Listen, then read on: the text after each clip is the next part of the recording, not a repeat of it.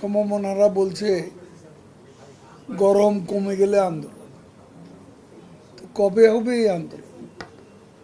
গরম কমে গেলে আন্দোলন, কিছুদিন পরে বলবে কোরবানির ঈদের পরে আন্দোলন।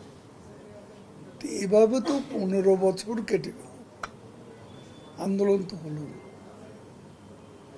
তো এখন এটা তাদের দিব্যা স্বপ্ন।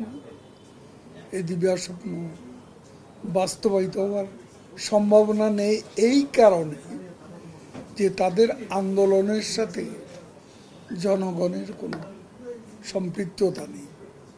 ইদানিংকালে তারা ঢাকায় 2টি সমাবেশ করেছে, 2টি সমাবেশই ফ্লপ করেছে, এটা আপনারা দেখেছেন।